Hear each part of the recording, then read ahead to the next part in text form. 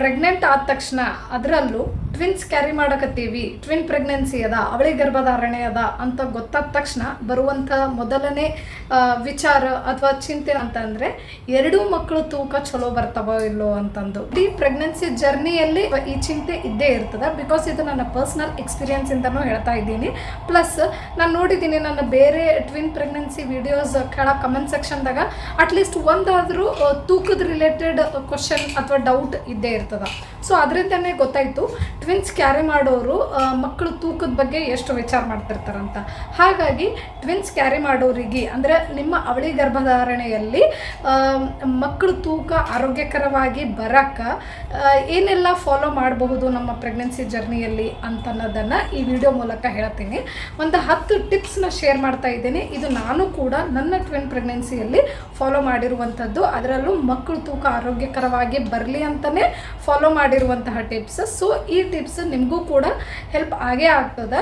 ಅದಕ್ಕೆ ಯಾರು twins carry ಮಾಡತ್ತೀರಿ ಈ ವಿಡಿಯೋನ ಮಿಸ್ ಮಾಡಲಾರ್ದೆ ಪೂರ್ತಿಯಾಗಿ ಸ್ಕಿಪ್ ಮಾಡದೆ ನೋಡ್ರಿ. ಪ್ಲಸ್ ಯಾರಾದರೂ ಟ್ವಿನ್ಸ್ ಕ್ಯಾರಿ ಮಾಡೋರು ನಿಮಗೆ ಗೊತ್ತಿದ್ರೆ ಅವ್ರ ಜೊತೆ ಈ ವಿಡಿಯೋನ ಶೇರ್ ಮಾಡಿರಿ. ಬಿಕಾಸ್ ಈ ವಿಡಿಯೋ ಅವಳಿ ಮಕ್ಕಳು ಕ್ಯಾರಿ ಮಾಡೋರಿಗೆ ಬಹಳನೇ ಹೆಲ್ಪ್ ಆಗ್ತದೆ. ನಮಸ್ತೆ, ನಾನು ಗಂಗಾ. ನನ್ನ ಚಾನಲ್ ನಮಸ್ತೆ ಗೆಳತಿಗೆ ನಿಮ್ಗೆಲ್ರಿಗೂ ಸ್ವಾಗತ. ಫಸ್ಟ್ ಟಿಪ್ ಯಾವುದಪ್ಪ ಅಂತಂದ್ರೆ, ತೂಕ ಚಲೋ ಬರಬೇಕು ಅಂತಂದರೆ ಏನು ಮಾಡ್ತೀವಿ, ಲೈಕ್ ತೂಕ ಹೆಚ್ಚಾಗಬೇಕು ಅಥವಾ ಕಮ್ಮಿ ಆಗಬೇಕು ಅಂದ್ರೆ ನಮ್ಮ ಆಹಾರದಲ್ಲಿ ಸ್ವಲ್ಪ ಬದಲಾವಣೆಗಳನ್ನು ಮಾಡ್ಕೋತೀವಿ. ಅದೇ ರೀತಿಯಾಗಿ ಗರ್ಭಧಾರಣೆಯಲ್ಲೂ ಕೂಡ ಅವಳಿ ಮಕ್ಕಳು ಇಬ್ಬರದು ತೂಕ ಚಲೋ ಬರೋಕ್ಕೆ ನಿಮ್ಮ ಡಯಟಲ್ಲಿ, ನಿಮ್ಮ ಆಹಾರ ಕ್ರಮ ಮತ್ತು ಆಹಾರ ಪದ್ಧತಿಯಲ್ಲಿ ಕೆಲವೊಂದಿಷ್ಟು ಚೇಂಜಸ್ ಮಾಡ್ಕೊಳ್ಳೇಬೇಕಾಗ್ತದೆ. ಯಾವ ರೀತಿ ಚೇಂಜಸ್ ಅಂದರೆ, ಹೆಚ್ಚಿಗೆ ನ್ಯೂಟ್ರಿಯೆಂಟ್ಸ್ ಇರಬೇಕು, ಅಂದರೆ ಹೆಚ್ಚು ಪೌಷ್ಟಿಕತೆ ಇರುವಂಥ ಆಹಾರ, ಅದ್ರ ಜೊತೆಗೆ ಕ್ಯಾಲರಿ ಹೆಚ್ಚಿಗೆ ಇರುವಂಥ ಒಂದು ಆರೋಗ್ಯಕರವಾದ ಆಹಾರನ ಸೇವನೆ ಮಾಡಬೇಕು. ಟ್ವಿನ್ ಪ್ರೆಗ್ನೆನ್ಸಿಯಲ್ಲಿ normally 2700 to 3000 calories per day requirement ಇದ್ದಿರ್ತದೆ. ಆದರೆ ಅದರಲ್ಲೂ ಸೆಕೆಂಡ್ ಟ್ರೈಮಿಸ್ಟರ್, ಥರ್ಡ್ ಟ್ರೈಮಿಸ್ಟರಲ್ಲಿ ಈ ರಿಕ್ವೈರ್ಮೆಂಟ್ನ ಫುಲ್ಫಿಲ್ ಮಾಡಬೇಕಾಗ್ತದೆ. So calorie rich and nutrient dense foods ಮೇಲೆ ಫೋಕಸ್ ಮಾಡಬೇಕಾಗ್ತದೆ ನೀವು. ನ್ಯೂಟ್ರಿಯೆಂಟ್ ಡೆನ್ಸ್ ಅಂದರೆ ಒಳ್ಳೆ ಪೌಷ್ಟಿಕ ಇರುವಂಥ ಆಹಾರ ಅಂದಾಗ ತೂಕ ಚಲೋ ಬರೋಕ್ಕೆ ಯಾವ ಪೌಷ್ಟಿಕತೆ ಬೇಕಾಗಿರ್ತದೆ ಭಾಳ ಯಾವುದು ಅಂತಂದ್ರೆ ಫ್ಯಾಟ್ಸ್. ಅದರಲ್ಲೂ ಗರ್ಭಧಾರಣೆಯಲ್ಲಿ ಹೆಲ್ದಿ ಫ್ಯಾಟ್ಸ್ ತೊಗೋಬೇಕಾಗ್ತದೆ. ಸೊ ಹೆಲ್ದಿ ಫ್ಯಾಟ್ಸ್ ಬೇಕಾಗ್ತದೆ, ಆಮೇಲೆ ಪ್ರೋಟೀನ್ ಬೇಕಾಗ್ತದೆ, ಅದರ ಜೊತೆಗೆ ಕಾರ್ಬೋಹೈಡ್ರೇಟ್ಸ್ ಕೂಡ ಬೇಕಾಗ್ತದೆ ತೂಕ ಚಲೋ ಬರೋಕ್ಕೆ. ಸೊ ಈ 3 ನ್ಯೂಟ್ರಿಯೆಂಟ್ಸ್ ಮೇಲೆ ಕಾನ್ಸಂಟ್ರೇಟ್ ಮಾಡಬೇಕಾಗ್ತದೆ ನಾವು ಯಾವುದೇ ಒಂದು ಆಹಾರ ಸೇವನೆ ಮಾಡಿದಾಗ. ಫ್ಯಾಟ್ಸ್ ಅಂದಾಗ ಹೆಲ್ದಿ ಫ್ಯಾಟ್ಸ್ ಇರುವಂಥ ಆಹಾರ ಯಾವಪ್ಪ? ಡ್ರೈ ಫ್ರೂಟ್ಸು, ನಟ್ಸಲ್ಲೆಲ್ಲ ಹೆಲ್ದಿ ಫ್ಯಾಟ್ಸ್ ಇರ್ತದೆ. ಲೈಕ್ ಬಾದಾಮ್ ಆಗಿರ್ಬೋದು, ಕಾಜು ಆಗಿರ್ಬೋದು, ಪಿಸ್ತಾ, ಅಕ್ರೂಟ್, ಈ ಥರ ನಟ್ಸ್ ಎಲ್ಲ ನಿಮ್ಮ ಡಯಟಲ್ಲಿ ಇನ್ಕ್ಲೂಡ್ ಮಾಡ್ಕೋಬೇಕು. ಇದರಲ್ಲೆಲ್ಲ ಒಳ್ಳೆ ಫ್ಯಾಟ್ ಇರ್ತದೆ. ಇದು ಮಗುವಿನ ತೂಕ ಚೆನ್ನಾಗಿ ಬರೋಕ್ಕೆ ಹೆಲ್ಪ್ ಮಾಡ್ತದೆ. ಇದರ ಜೊತೆಗೆ seeds, pumpkin seeds, sunflower seeds, watermelon seeds, ಇದೆಲ್ಲನೂ ಮಗುವಿನ ತೂಕ ಚಲೋ ಬರೋಕ್ಕೆ ಹೆಲ್ಪ್ ಮಾಡ್ತದೆ. ಇದ್ರ ಜೊತೆಗೆ ಒಂದು ಒಳ್ಳೆ ಹೆಲ್ದಿ ಫ್ಯಾಟ್ ಇರುವಂಥ ಫ್ರೂಟ್ ಯಾವುದಪ್ಪ ಅಂದ್ರೆ ಅವಕಾಡೋ. ಅದು ನಿಮ್ಮ ಮಗುವಿನ ತೂಕ ಚಲೋ ಬರೋಕ್ಕೆ ಹೆಲ್ಪ್ ಮಾಡ್ತದೆ. ಸೊ ಈ ರೀತಿ ಹೆಲ್ದಿ ಫ್ಯಾಟ್ಸ್ ಇರುವಂಥ ಆಹಾರ ನಿಮ್ಮ ಡಯಟಲ್ಲಿ ಇನ್ಕ್ಲೂಡ್ ಮಾಡ್ಕೊರಿ. ನೆಕ್ಸ್ಟ್ ಏನಂದ್ರೆ ಪ್ರೋಟೀನ್ ಯುಕ್ತ ಆಹಾರ ಯಾವುವು? ಎಗ್, ಆಮೇಲೆ ಪನ್ನೀರು, ಟೋಫು, ಚಿಕನ್, ಫಿಶ್. ಅದರಲ್ಲೂ ಯಾವುದು ಫಿಶನ್ನ ತೊಗೋಬಹುದು ಗರ್ಭಧಾರಣೆಯಲ್ಲಿ ಅಂತ ತಿಳ್ಕೊಂಡು ಆ ಥರ ಲೋ ಮರ್ಕ್ಯೂರಿ ಇರುವಂಥ ಫಿಶ್ನ ಸೇವನೆ ಮಾಡಬಹುದು. ಸೊ ಈ ಥರ ಪ್ರೋಟೀನಲ್ಲಿ ರಿಚ್ ಆಗಿರುವಂಥ ದಾಲ್ಸ್ ಆಗಿರ್ಬೋದು, ಸ್ಪ್ರೌಟ್ಸ್ ಆಗಿರ್ಬೋದು, ಅದನ್ನೆಲ್ಲನೂ ಇನ್ಕ್ಲೂಡ್ ಮಾಡಿಕೊಂಡು ಅಂಥ ಫುಡ್ಸ್ನ ಸೇವನೆ ಮಾಡಿದಾಗ ಮಗುವಿನ ತೂಕ ಚಲೋ ಬರ್ತದೆ. ನೆಕ್ಸ್ಟ್ ಏನಂದ್ರೆ ಕಾರ್ಬೋಹೈಡ್ರೇಟ್ಸ್ ಅಂದಾಗ ಅನ್ನ ಅಂದರೆ ಬ್ರೌನ್ ರೈಸ್ ಆಗಿರ್ಬೋದು, ಚಪಾತಿ ಆಗಿರ್ಬೋದು, ಮಿಲ್ಲೆಟ್ಸ್ ಆಗಿರ್ಬೋದು, ಓಟ್ಸ್. ಸೊ ಈ ರೀತಿಯ ಕಾರ್ಬೋಹೈಡ್ರೇಟ್ ರಿಚ್ ಫುಡ್ಸ್ನ ನಿಮ್ಮ ಡಯಟಲ್ಲಿ ಇನ್ಕ್ಲೂಡ್ ಮಾಡಿಕೊಂಡಾಗ ಮಗುವಿನ ತೂಕ ಚಲೋ ಬರೋಕ್ಕೆ ಹೆಲ್ಪ್ ಮಾಡ್ತದೆ. ಇವೆಲ್ಲದ್ರ ಜೊತೆಗೆ ಡೈರಿ ಪ್ರಾಡಕ್ಟ್ಸ್ ಅಂದಾಗ ಹಾಲು, ಮೊಸರು, ಮಜ್ಜಿಗೆ, ಇದನ್ನೆಲ್ಲನೂ ನಿಮ್ಮ ಡಯಟಲ್ಲಿ ಇನ್ಕ್ಲೂಡ್ ಮಾಡಿಕೊಂಡಾಗ ಮಗುವಿನ ತೂಕ ಡೆವಲಪ್ಮೆಂಟ್ ಎಲ್ಲ ಚೆನ್ನಾಗಾಗಕ್ಕೆ ಹೆಲ್ಪ್ ಮಾಡ್ತದೆ. ಈಗ ಹಾಲು ಹೆಂಗೆ ಕುಡಿಬೇಕು, ಎಷ್ಟು ಕುಡಿಬೇಕು ಗರ್ಭಧಾರಣೆಯಲ್ಲಿದ್ದಾಗ, ಮತ್ತು ಹಾಲು ಚಲೋ ಕುಡಿಯೋದ್ರಿಂದ ಏನೆಲ್ಲ ಪ್ರಯೋಜನಗಳಾಗ್ತದೆ, ಮತ್ತು ಹಾಲು ಸೇರ್ಲಾರ್ದವರು, ಲ್ಯಾಕ್ಟೋಸ್ ಇಂಟಾಲರೆಂಟ್ ಇದ್ದವರು ಏನು ಮಾಡಬಹುದು ಆಲ್ಟರ್ನೇಟಿವ್ ಆಗಿ ಅಂತೆಲ್ಲ ಒಂದು ಸಪ್ರೇಟ್ ವಿಡಿಯೋ ಮಾಡಿ ಹೇಳಿದ್ದೀನಿ. Drinking milk benefits during pregnancy ಅಂತ. ಆ ವಿಡಿಯೋದ ಲಿಂಕ್ ಕೆಳಗೆ ಡಿಸ್ಕ್ರಿಪ್ಷನ್ ಬಾಕ್ಸ್ನಾಗ ಕೊಟ್ಟಿರ್ತೀನಿ, ನಿಮಗೆ ಬೇಕಂದ್ರೆ ಆ ವಿಡಿಯೋನ ಚೆಕ್ ಮಾಡ್ಕೊರಿ. ಈಗ ಫಸ್ಟ್ ಟಿಪ್ಪಲ್ಲಿ ಯಾವೆಲ್ಲ ಪೌಷ್ಟಿಕಾಂಶಗಳು ಮಕ್ಕಳು ತೂಕ ಚಲೋ ಬರೋಕ್ಕೆ ಹೆಲ್ಪ್ ಮಾಡ್ತಾವಂತ ಹೇಳಿದೆ.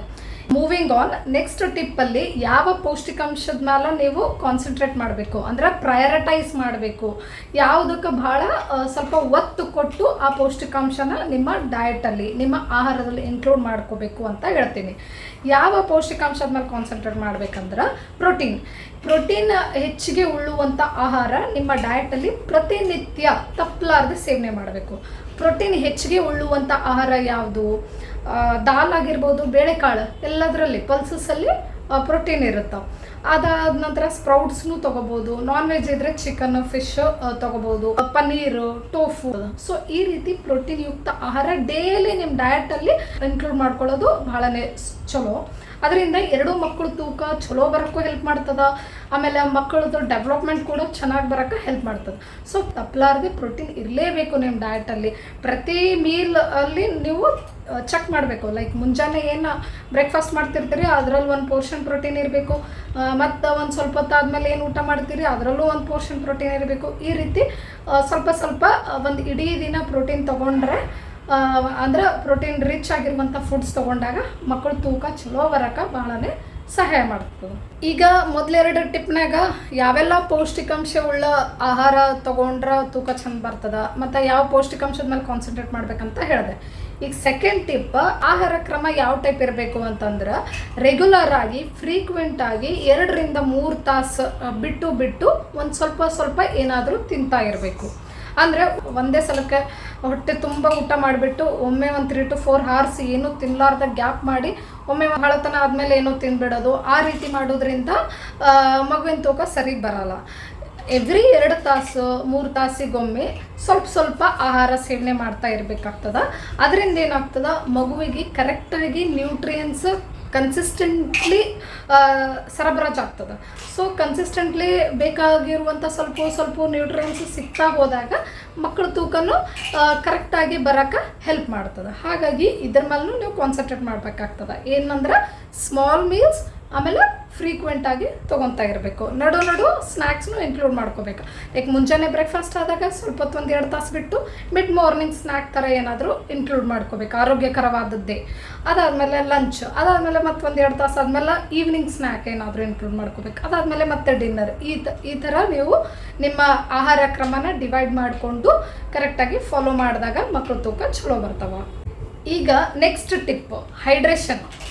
ಆಹಾರ ತೊಗೊಳೋದು ಎಷ್ಟು ಇಂಪಾರ್ಟೆಂಟು ಅಷ್ಟೇ ಇಂಪಾರ್ಟೆಂಟು ನೀರನ್ನು ಸರಿಯಾಗಿ ಕುಡಿಯೋದು. ನೀರು ಸರಿಯಾಗಿ ಕುಡಿದಾಗ ಮಕ್ಕಳು ತೂಕ ಚೆಂದ ಬರ್ತವೆ.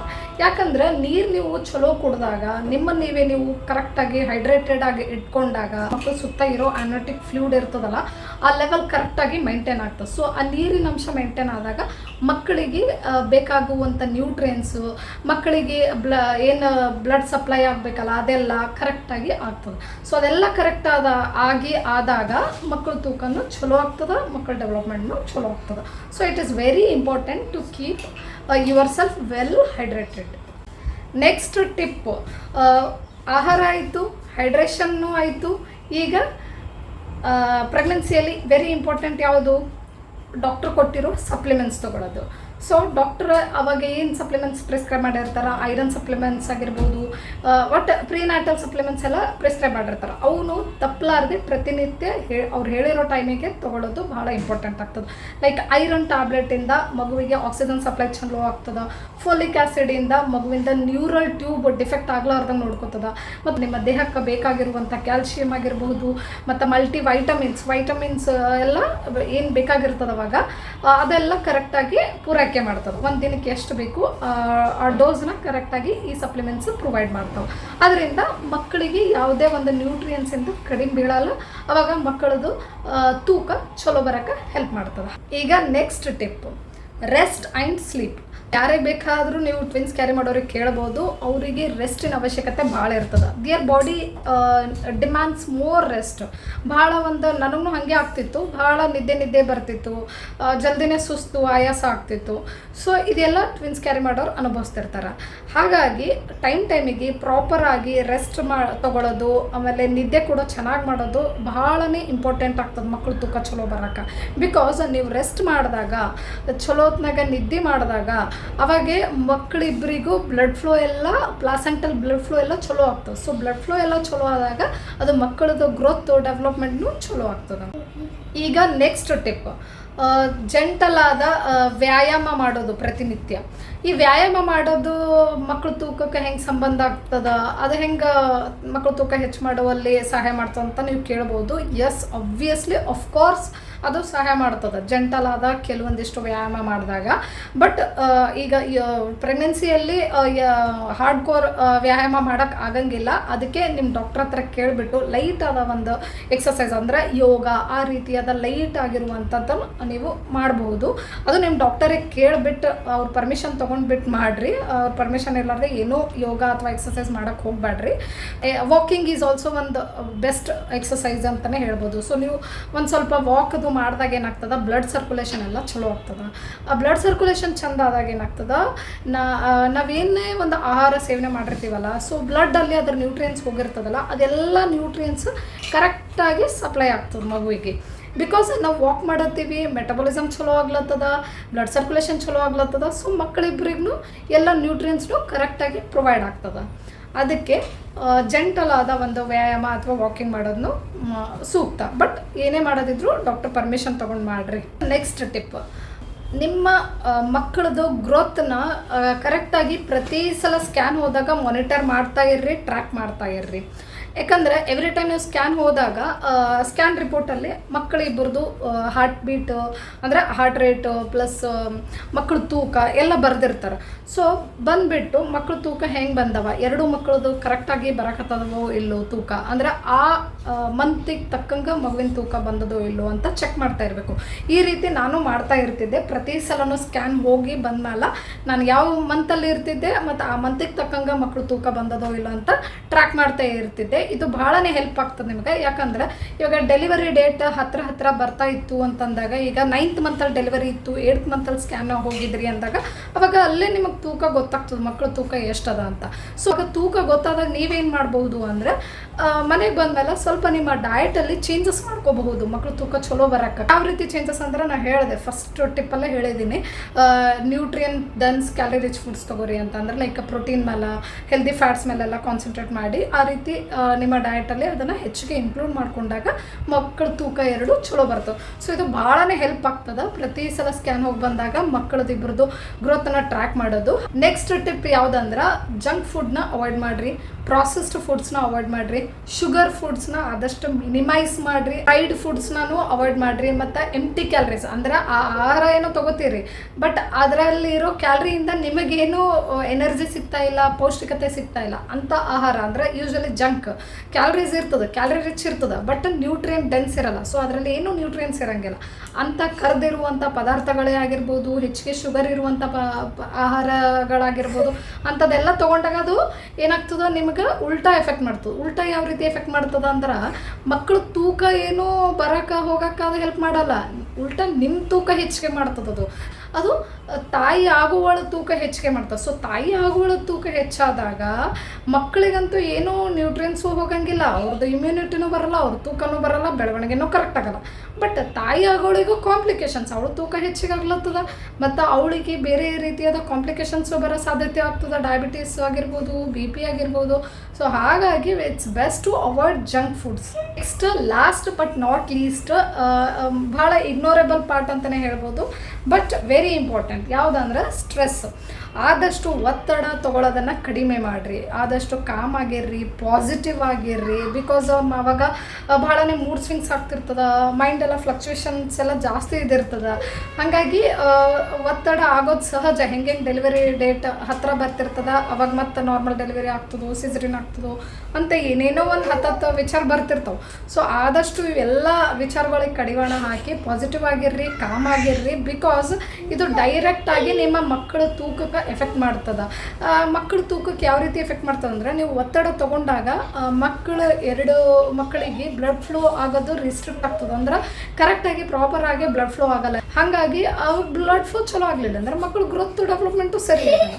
ಸೊ ಹಾಗಾಗಿ ಆದಷ್ಟು ಸ್ಟ್ರೆಸ್ ಕಡಿಮೆ ಮಾಡಿರಿ, ಅದರಿಂದ ಮಕ್ಕಳು ತೂಕನೂ ಚಲೋ ಬರ್ತದೆ, ಡೆವಲಪ್ಮೆಂಟು ಚಲೋ ಆಗ್ತದೆ ಅಂತ ಹೇಳ್ತಾ ಇವೆಲ್ಲ ಟಿಪ್ಸ್ ನಿಮ್ಮ ಪ್ರೆಗ್ನೆನ್ಸಿ ಜರ್ನಿಯಲ್ಲಿ ನೀವು ಫಾಲೋ ಮಾಡಿರಿ. ಅದರಿಂದ ನೀವೇನು ಅಂದ್ಕೊಂಡಿರಲ್ಲ 2 ಮಕ್ಕಳು ತೂಕ ಆರೋಗ್ಯಕರವಾಗಿ ಬರಬೇಕು, ಚಲೋ ಬರಬೇಕಂತ, ಅದು 100% ಅಚೀವ್ ಆಗ್ತದೆ ಅಂತ ಹೇಳ್ತಾ ಇಲ್ಲಿಗೆ ಈ ವಿಡಿಯೋನ ಮುಗಿಸ್ತಾ ಇದ್ದೀನಿ. ನಿಮ್ಗೇನಾದರೂ ಈ ವಿಡಿಯೋ ಇಷ್ಟ ಆದಲ್ಲಿ ಲೈಕ್ ಮಾಡಿರಿ. ಆ್ಯಂಡ್ ಬೇರೆ ಯಾವುದಾದ್ರೂ ಟ್ವಿನ್ ಪ್ರೆಗ್ನೆನ್ಸಿ ರಿಲೇಟೆಡ್ ವಿಡಿಯೋಸ್ ನೀವು ನೋಡಬೇಕು ಅಂತ ಅಂದ್ಕೊಂಡಿದ್ರೆ ನನ್ನ ಚಾನಲ್ ನಮಸ್ತೆ ಗೆಳತಿ ಕನ್ನಡ ವ್ಲಾಗ್ಸಲ್ಲಿ ಹೋಗ್ಬಿಟ್ಟು ಪ್ಲೇಲಿಸ್ಟಲ್ಲಿ ಹೋಗ್ಬಿಟ್ಟು ಟ್ವಿನ್ ಪ್ರೆಗ್ನೆನ್ಸಿ ಸೀರೀಸ್ ಅನ್ನೋ ಒಂದು ಫೋಲ್ಡರ್ ಇದೆ. ಆ ಫೋಲ್ಡರಲ್ಲಿ ಹೋದರೆ ಟ್ವಿನ್ ಪ್ರೆಗ್ನೆನ್ಸಿ ರಿಲೇಟೆಡ್ ಬಹಳಷ್ಟು ವೀಡಿಯೋಸ್ ಮಾಡಿದ್ದೀನಿ. ಸೊ ಮೇ ಬಿ ನಿಮಗಿರೋ ಒಂದು ಡೌಟಿಗೆ ಯಾವುದಾದ್ರೂ ಒಂದು ವೀಡಿಯೋದಲ್ಲಿ ಆನ್ಸರ್ ಸಿಗ್ಬೋದು ಅಂತ ಅಂದ್ಕೊಂಡಿದ್ದೀನಿ. ಐ ಹೋಪ್ ಇದ್ದಿದ್ದಿಲ್ಲ ಅಂದ್ರೂ ಕಮೆಂಟ್ ಸೆಕ್ಷನ್ನಾಗ ಕಮೆಂಟ್ ಮಾಡಿರಿ. ಡೌಟ್ ಮೇಲೆ ಕ್ವಶನ್ ಮೇಲೆ ನಾನು ವಿಡಿಯೋ ಮಾಡೋಕ್ಕೆ ಟ್ರೈ ಮಾಡ್ತೀನಿ ಅಂತ ಹೇಳ್ತಾ ಈ ವಿಡಿಯೋ ಹೆಂಗೆ ಅನ್ನಿಸ್ತು ಅಂತ ಕಮೆಂಟ್ ಮಾಡಿರಿ. ಇಲ್ಲಿಗೆ ಈ ವಿಡಿಯೋನ ಮುಗಿಸ್ತಾ ಇದ್ದೀನಿ. ಮತ್ತೆ ನೆಕ್ಸ್ಟ್ ವಿಡಿಯೋದಲ್ಲಿ ಮೀಟ್ ಆಗೋಣ. ಅಲ್ಲಿವರೆಗೂ ಬಾಯ್, ಟೇಕ್ ಕೇರ್.